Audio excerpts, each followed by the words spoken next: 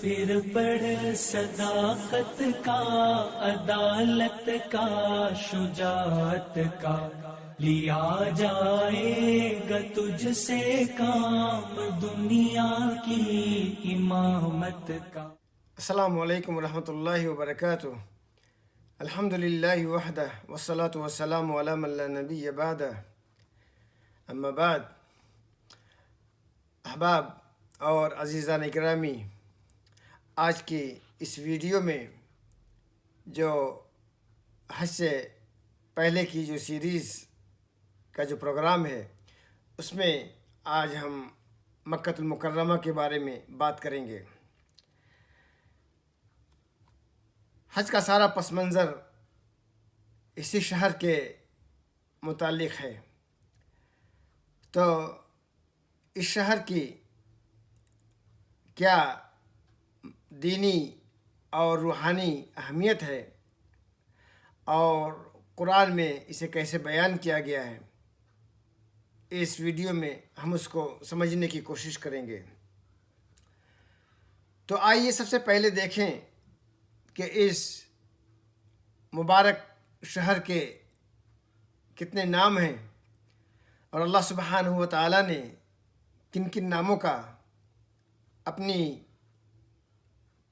کتاب کریم میں ذکر کیا ہے۔ تو اس کا جو پہلا نام ہے اور جس نام سے یہ شہر مشہور اور معروف ہے، وہ ہے مکہ۔ مکہ قرآن میں بھی اس کا نام ذکر کیا گیا ہے، تو یہ اس کا پہلا نام ہے۔ جو دوسرا نام ہے وہ ہے بکہ، اور مفسرین کی اس میں 3 رائے ہے۔ کچھ لوگوں کا یہ کہنا ہے کہ بکہ جو کعبہ اور کعبے کے اطراف کا جو مقام ہے، اس کا نام ہے۔ دوسرے مفسرین کا کہنا ہے کہ کعبہ اور مسجد حرام یا جو حرم کا ایریا ہے، وہ جو وادی ہے، اس کا نام بکہ ہے۔ اور جو تیسری رائے ہے اس سلسلے میں، اس میں یہ ہے کہ بکہ جو ہے مکہ ہی کا ایک نام ہے، اور جہاں پہ مکہ کا اطلاق ہوتا ہے اسی پہ بکہ کا بھی اطلاق ہوتا ہے۔ تیسرا نام جو ہے قرآن میں جو ذکر کیا گیا ہے وہ ہے البلد الامین۔ امین باامن، پرامن شہر، اور جس کے اللہ سبحانہ و تعالیٰ نے قرآن پاک میں قسم بھی کھائی ہے، وَهَذَا الْبَلَدِ الْأَمِينَ۔ تو اس کو البلد الامین، پرامن شہر کا بھی نام دیا گیا ہے، اور اس کو قرآن میں البلدہ کا ٹائٹل بھی دیا گیا ہے۔ اس کے بعد جو ہے جو سب سے مشہور نام مکے کے بعد جو ہم اور آپ سنتے ہیں وہ ہے ام القریٰ، اور ام القریٰ کا مطلب ہے سارے شہروں کی ماں، سارے شہروں کی ماں۔ تو یہ نام اللہ سبحانہ و تعالیٰ نے اس شہر کو عطا کیا ہے، اس لیے کہ اس کے جو جغرافیائی حیثیت ہے اور جو زمین کی جو سینٹر میں جو واقع ہوا ہے، جو اس کی لوکیشن ہے، اس کی وجہ سے یہ نام اس کو دیا گیا ہے۔ اور اس کی ایک اور بھی مناسبت ہو سکتی ہے، اور وہ یہ کہ سارے شہروں میں یہ شہر جو ہے یہ اللہ کے پاس ایک کلیدی حیثیت رکھتا ہے، خاص طور پہ اس کی جو مذہبی حیثیت ہے، اور اس کی طرف جو سارے شہروں کے لوگ اس سمت میں نمازیں ادا کرتے ہیں یا اس کا رخ کرتے ہیں، اسی مناسبت سے اس کو ام القریٰ کہا گیا ہے۔ اور پھر جو ہے جو نام اور جو قرآن میں ذکر کیا گیا ہے وہ المسجد الحرام، جو کہ ہے جو مسجد جو ہے کعبے کے اطراف، اس پہ اس نام کا اطلاق ہوتا ہے۔ اور کبھی مسجد حرام کہہ کے، جیسے لتدخلن المسجد الحرام انشاءاللہ آمینین، مکے کا قصد ہوتا ہے۔ مسجد الحرام اور مکہ کبھی دونوں ایک ہی معنی میں استعمال ہوتے ہیں۔ اور جو ساتواں نام دیا گیا ہے وہ ہے حرمن آمنن، مطلب ایک بامن اور پرامن حرم، حرم جہاں پہ ہر چیز امن میں ہے، پناہ میں ہے اور سلامتی میں ہے، جس کو ہم ابھی ایک حدیث کے ذریعے سمجھنے کی کوشش کریں گے۔ تو مکے کے یہ جو نام ہیں، جن میں 7 نام کا میں نے ذکر کیا ہے، یہ سارے نام اللہ سبحانہ و تعالیٰ نے قرآن پاک میں ذکر کیا ہے۔ یہ شہر جس کے جیسا کوئی اور شہر نہیں ہے، باحرمت ہے، بابرکت ہے، اور اس کی برکت کے لیے، بابرکتی کے لیے یہی کافی ہے کہ اللہ سبحانہ و تعالیٰ نے اس شہر کا انتخاب کیا تھا کہ یہاں پہ اس کا اپنا گھر کعبہ، جس کو اللہ نے بیت العتیق کا نام دیا ہے، قدیم گھر، وہ یہاں پہ واقع ہو اور لوگوں کی عبادت کا وہ مرکز ہو، سمت ہو، قبلہ ہو۔ جیسا کہ اللہ سبحانہ و تعالیٰ نے فرمایا ان اول بیت وضع للناس للذی ببکۃ مبارکا، کہ سب سے پہلا گھر عبادت کے مقصد سے جو اللہ نے لوگوں کے لیے بنایا، اس کو وضع کیا، وہ ہے جو مکہ میں واقع ہے، مبارکن، جو بابرکت والا ہے۔ تو اللہ سبحانہ و تعالیٰ نے اس گھر کو بابرکت والا قرار دیا ہے۔ تو جہاں جو گھر بابرکت والا ہے، اس کی برکت سے ساری اس کی جو ہے ارد گرد کی ساری چیزیں جو ہے وہ بابرکت ہو جاتی ہیں۔ نبی صلی اللہ علیہ وسلم نے فتح مکہ کے دن یہ فرمایا تھا، اور یہ حدیث ہے جس کو امام مسلم نے اپنی صحیح میں روایت کی ہے، ان هذا البلد حرمه اللہ یوم خلق السماوات والارض، کہ یہ شہر اللہ نے اس کو باحرمت بنا دیا تھا اس دن جس دن اللہ نے آسمانوں اور زمین کی تخلیق کی تھی۔ تو اس کی جو ہے حرمت، جو ہے اس مقام کی حرمت قدیم ہے، اتنی قدیم جتنی قدیم جو ہے آسمانوں اور زمین کی تخلیق ہے۔ یہ ایسے ہی ہے جیسے اللہ سبحانہ و تعالیٰ نے فرمایا کہ مہینوں کی تعداد 12 ہے، اور یہ جو ڈیزگنیشن ہے یہ اللہ نے اس دن بنایا تھا جس دن آسمانوں اور زمین کی تخلیق کی تھی، اور اسی ڈیزائن یا ڈیزگنیشن میں اللہ نے فرمایا کہ اس میں 4 مہینے جو ہیں یہ باحرمت کے ہیں، باحرمت 4 مہینے ہیں، حرمت والے مہینے ہیں 4۔ اور اللہ نے کہا کہ ان 4 مہینوں میں کوئی ظلم نہ کرو اپنے آپ پہ، کوئی ظلم نہ کرو اپنے آپ پہ۔ تو اس کی حرمت ایسی ہی ہے جیسے ان 4 مہینوں کی ہے۔ پھر اس کے بعد نبی صلی اللہ علیہ وسلم نے فرمایا اس حدیث میں،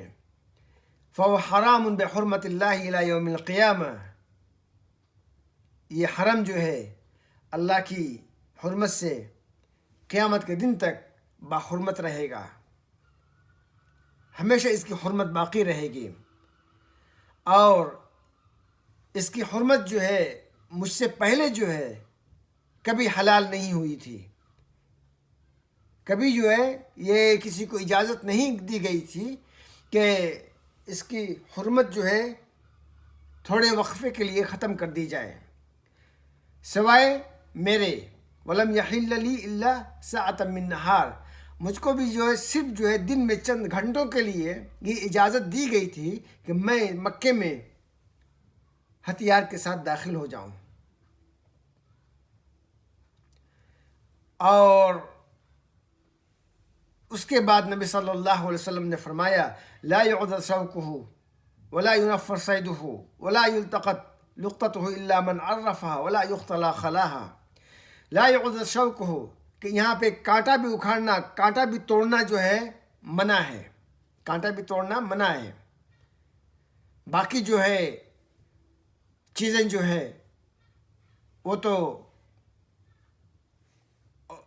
اس کی اہمیت اور زیادہ واضح ہوتی ہے اس سے، کہ جب کانٹا ہی منع ہے تو پھر باقی چیزیں توڑنا جو ہے وہ تو اور زیادہ منع ہے. ولا ينفر صیدہ، اور کوئی شکار جو ہے اس کو نہ ڈرا کے حرم سے نکال کے ہل ملایا جا سکتا ہے، حرم کے باہر کیا جا سکتا ہے، اور نہ ہی کوئی شکار جو ہے اگر حرم کے اندر پناہ لے کے اور وہ کسی سایہ دار جگہ میں جو ہے پناہ لیا ہوا ہے، کسی درخت کے نیچے پناہ لیا ہوا ہے، تو اس کو اس درخت کے نیچے سے ہٹا سکتے ہیں. تو یہ سب منع ہے. تو ایک جانور بھی اتنا ہی حرم کے اندر اس کو حق ہے پرامن طریقے پر سے رہنے کا جتنا ایک انسان کو ہے، یا جتنا ایک درخت کو ہے، پیڑ پودوں کو ہے. اس کے بعد نبی صلی اللہ علیہ وسلم نے فرمایا کہ اگر یہاں پہ کوئی چیز گم ہو جائے تو کسی پانے والے کو یہ اختیار نہیں ہے کہ اس کو اٹھائے، اگر اس کی نیت جو ہے اس کے مالک کو پانے کی نہ ہو یا اس کو لوٹانے کی نہ ہو. تو جو چیز جہاں پہ گری ہے وہیں پہ پڑی رہے گی یہاں تک کہ اس چیز کا مالک آئے اور اس کو اٹھا لے. تو جو چیز گری ہے اس کو بھی مکے کی اس سینکچوری میں اتنا ہی حق حاصل ہے جتنا کسی اور چیز کو حق حاصل ہے. ولا یختلی خلاها. اس کے بعد نبی صلی اللہ علیہ وسلم نے فرمایا کہ یہاں پہ کوئی بھی سبز چیز جو ہے اکھاڑی نہیں جائے گی، سبز پیڑ پودا اکھاڑا نہیں جائے گا، کوئی چھیڑ چھاڑ نہیں کی جائے گی. ہر چیز جو ہے یہاں پہ امن کے اندر ہے، ہر چیز کو اللہ کی طرف سے دی گئی سلامتی حاصل ہے. یہ مکے کی اہمیت ہے. اس کے بعد مکے کی اہمیت یہ بھی ہے کہ یہاں پہ آخری پیغمبر، آخری نبی محمد صلی اللہ علیہ وسلم پیدا ہوئے تھے. یہاں پہ وہ پلے بڑھے، یہاں پہ آپ نے شادی کی، یہاں پہ آپ کو نبوت عطا ہوئی، یہاں پہ آپ کو قرآن جو ہے قرآن کا نزول ہوا اور قرآن آپ کو عطا کیا گیا. یہاں پہ جو ہے جبریل علیہ السلام وہی لے کر آتے تھے. اس شہر کے اندر یہ ساری خیر و برکت ہے اس شہر کی. اس شہر میں پیغمبر ابراہیم علیہ السلام، اسماعیل علیہ السلام، انہوں نے کعبے کی بنیاد اٹھائی. یہاں پہ جو ہے حج کے لیے انہوں نے دعا کی اور انہی کے نقش قدم پہ اللہ سبحانہ و تعالیٰ نے حج جو توحید کی جو سب سے اعلیٰ مثال ہے، جو سب سے اعلیٰ نشانی ہے، یہاں پہ پیش آئی ہے اور آتی ہے. یہیں پہ ابراہیم علیہ السلام نے وہ خواب دیکھا جس میں اسماعیل علیہ السلام کو ذبح کرنے کا آپ کو حکم دیا جا رہا تھا، اور یہیں پہ ہے جہاں آپ نے اس خواب کو انجام پذیر دینے کی کوشش کی. یہ وہ بابرکت سرزمین ہے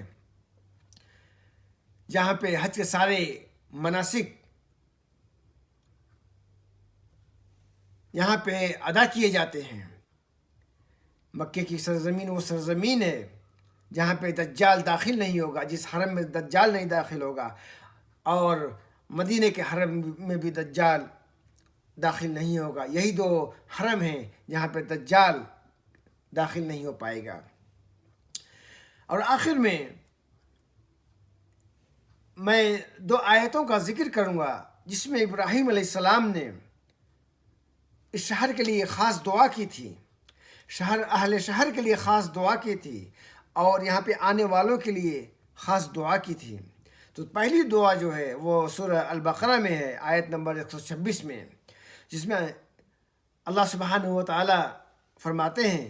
وَإِذْ قَالَ إِبْرَاهِيمُ رَبِّ اجْعَلْ هَذَا بَلَدًا آمِنًا وَارْزُقْ أَهْلَهُ مِنَ الثَّمَرَاتِ مَنْ آمَنَ مِنْهُمْ بِاللَّهِ وَالْيَوْمِ الْآخِرِ۔ جب ابراہیم نے کہا اے میرے رب اجعل هذا، اس جگہ کو، اس لیے کہ اس وقت وہ صرف ایک جگہ تھی، آبادی نہیں تھی، اس جگہ کو بلدن آمنن، ایک پرامن شہر بنا دے، اس جگہ کو ایک پرامن شہر بنا دے، ورزق اہلہ من الثمرات، اور اس شہر کے لوگوں کو فروٹ ثمرات رزق کے لیے عطا فرما، ان کے لیے رزق عطا فرما۔ تو یہ ابراہیم علیہ السلام کی دعا تھی۔ پھر ابراہیم علیہ السلام نے ایک دوسری دعا کی جو بعد میں ہوئی، جو اس دعا سے واضح ہے، اور اس دعا کو سورہ ابراہیم میں ذکر کیا گیا ہے، جس میں اللہ سبحانہ و تعالیٰ فرماتے ہیں وَإِذْ قَالَ إِبْرَاهِيمُ رَبِّ اجْعَلْ هَذَا الْبَلَدَ آمِنًا، جب ابراہیم نے کہا اے میرے رب اس شہر کو، اب وہاں پر لوگ آباد ہو گئے تھے، تو آپ فرماتے ہیں کہ اس شہر کو پرامن بنا دے، وَاجْنُبْنِي وَبَنِيَّ أَن نَعْبُدَ الْأَصْنَامَ، مجھے اور میرے بیٹوں کو بتوں کی عبادت سے محفوظ رکھ، بتوں کی عبادت سے محفوظ رکھ، اس لیے کہ یہ شہر جو ہے یہ تو توحید کا شہر ہے،